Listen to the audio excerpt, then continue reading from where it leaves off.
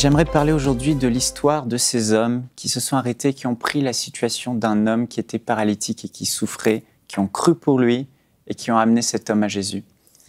On peut le lire ensemble dans Luc au chapitre 5 et au verset 17. « Un jour, Jésus enseignait, des pharisiens et des docteurs de la loi étaient là assis, venus de tous les villages de la Galilée, de la Judée, de Jérusalem, et la puissance du Seigneur se manifestait avec des guérisons.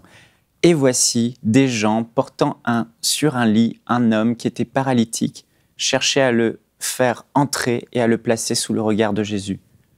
Comme ils ne savaient par où l'introduire à cause de la foule, ils montèrent sur le toit et le descendirent par une ouverture avec son lit au milieu de l'assemblée devant Jésus. Voyant leur foi, Jésus dit « Homme, tes péchés te sont pardonnés. » Et la suite de l'histoire continue et on voit que cet homme a été entièrement guéri. Mais quand je lis cette histoire, je dis « Merci Seigneur pour ces hommes. » Certainement, ils étaient 4 à porter ce lit, qui ont pris le temps de s'arrêter dans leur agenda chargé. Ils avaient des priorités, des préoccupations dans leur vie.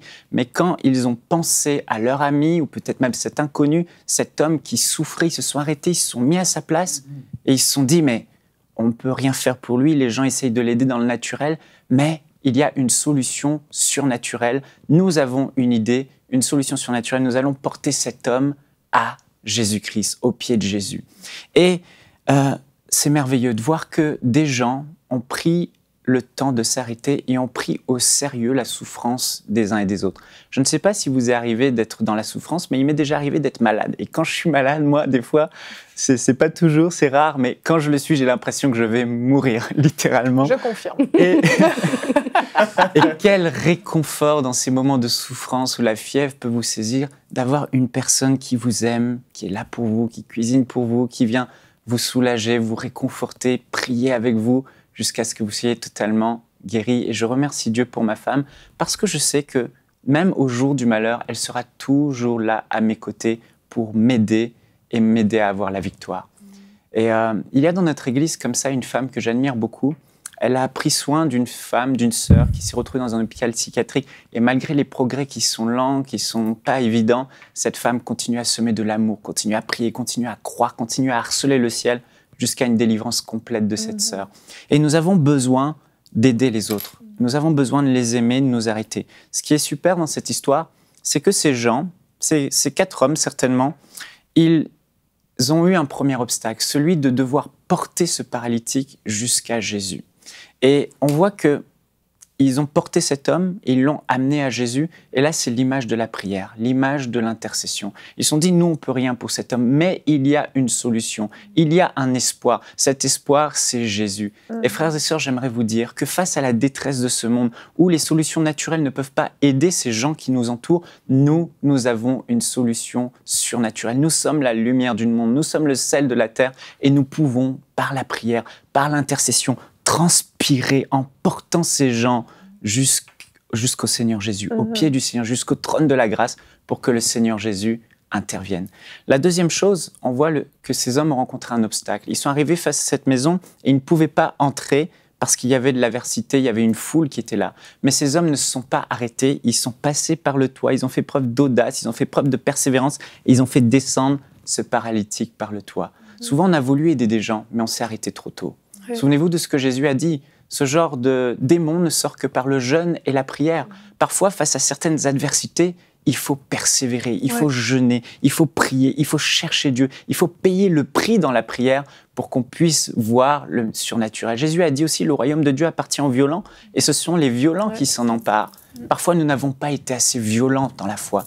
Pas une violence physique, mais violent dans la foi, déterminé. Je ne lâcherai pas cet ami, je ne lâcherai pas cette personne, je payerai le prix dans la prière, dans le jeûne, jusqu'à ce que cette personne soit totalement libre et totalement guérie.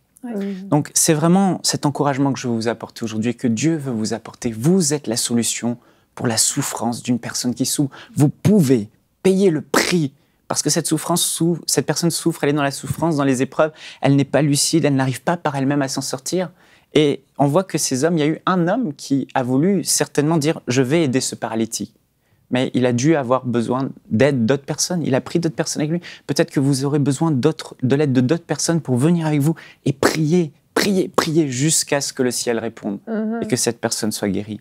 Et pour vous encourager, on voit que le Seigneur Jésus ouvre des portes que personne ne peut refermer par les victoires qu'on a pour les autres. Quand vous avez une victoire pour un autre, vous ne pouvez pas imaginer la porte que Dieu va ouvrir pour votre vie, pour votre destinée, quand vous aurez cette victoire. Souvenez-vous de Jean et Pierre, lorsqu'ils sont montés à Jérusalem, au temple, devant la porte du temple appelée la Belle, il y avait ce paralytique. Ils ont dit, nous n'avons ni or ni argent. Ils ont pris le temps de s'arrêter, mais ce que nous avons, nous te le donnons. Au nom de Jésus-Christ de Nazareth, lève-toi et marche. Et cet homme fut guéri. Et la Bible dit que tout le peuple, voyant cela, accourut grâce au fait qu'ils aient aidé l'autre dans la souffrance. La porte de la prédication à l'évangile à des millions de personnes s'est ouverte. Souvenez-vous de David. Il a pris le temps de s'arrêter pour le problème des autres, le problème du roi, le problème d'Israël. Ce n'était pas son problème, c'était le problème du roi. Mais il a solutionné le problème du roi. Et cela lui a ouvert les portes du palais royal. Joseph a solutionné le problème de Pharaon et des prisonniers. Il a pris le temps pour eux, il s'inquiétait pour eux. Qu'avez-vous? Pourquoi êtes-vous triste? Et il a solutionné leurs problèmes, il a été la solution et des portes se sont ouvertes pour vous. Pour finir, j'aimerais vous dire, souvenons-nous de Jésus-Christ.